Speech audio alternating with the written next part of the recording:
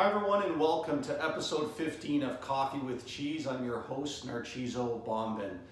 For this week's episode, I wanted to take a topic and an article specifically that was included in my last week's newsletter. It was written by Kristen McKenna from Forbes magazine, and I think it has a lot of very interesting topics and concepts around investments and some myths and realities. So I know I've spent quite a bit of time over the last number of episodes talking about holistic financial planning and a lot of the other critical pieces to your financial well-being, all very important.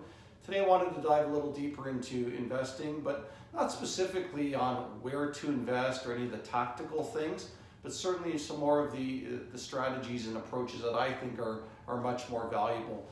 So I've entitled this episode, The Inconvenient Truths About Investing. So let's get into a few of them that Kristen had mentioned, as well as some of my thoughts around it. So the first one that you've probably heard many times before is you truly can't time the market. Now this, by the way, applies both ways, both on the way up and on the way down. You've probably certainly heard about the whole buy low and sell high. Well, how do you really know when the high is? And how, by the way, if you're going to sell, really know when the low is, right?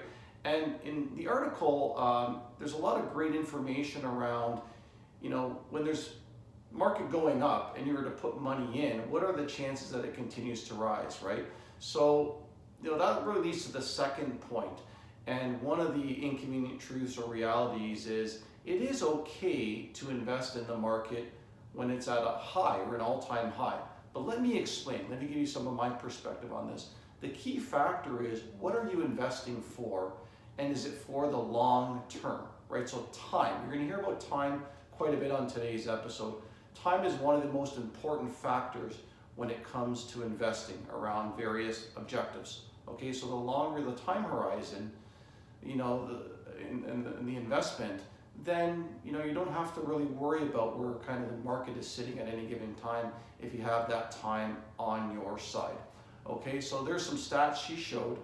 Again, I'm going to refer to this article quite a bit, and I'll make it available to you if you want it, is whether you looked at we'll call it short, mid, and long-term time frames, is that investing at the high versus any other time in that year would surprise you regarding what the portfolio or the investment, I believe she looked at the S&P 500, actually did, okay?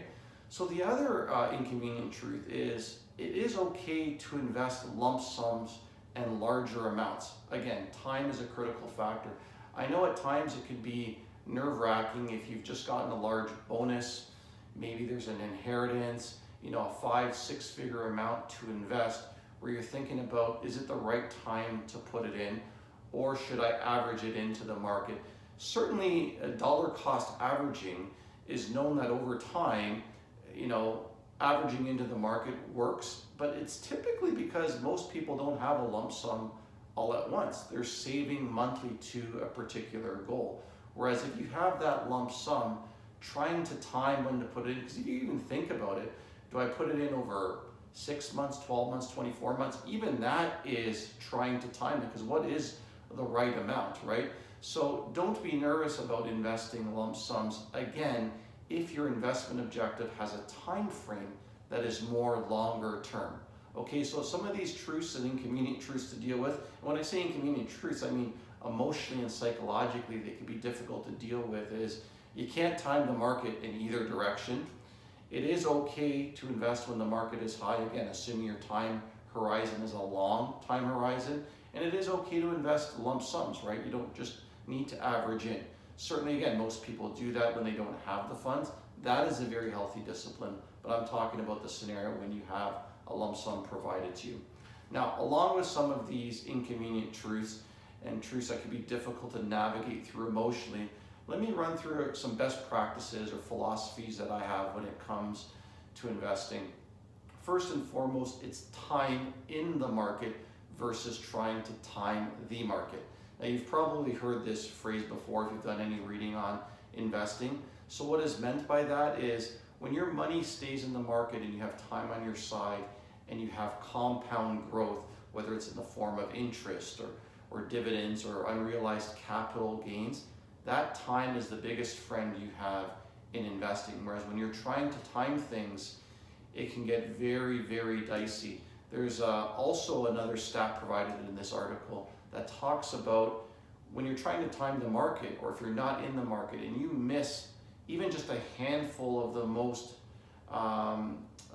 the best days of the market, it could really damage your return for that calendar year. And they use an example of 2020, right? So time in the market is the first thing I wanted to mention. The second one is a concept called asset allocation. It's a more of a technical term in the world of investing, but what it really refers to is what split do you have between stocks and bonds, equities and fixed income, just different terms for the same things, right? Stocks and equities, fixed income and bonds. So your split between these two asset classes are really the biggest determinant of your long-term return. And the more you have in stocks and the less in bonds, the more over the long run you'll earn, especially in today's interest rate environment.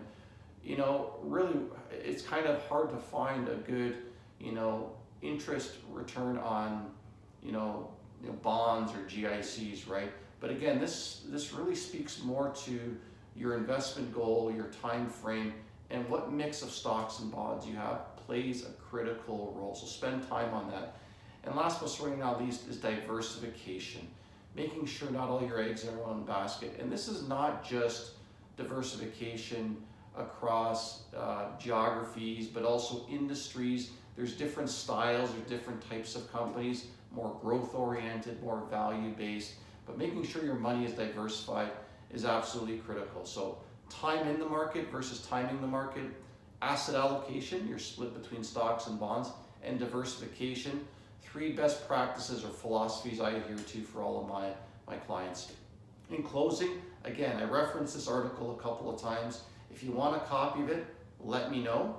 I'll be happy to send it to you. Also, if you'd like to subscribe to the newsletter, of which other great articles appear in every single week, happy to do that for you.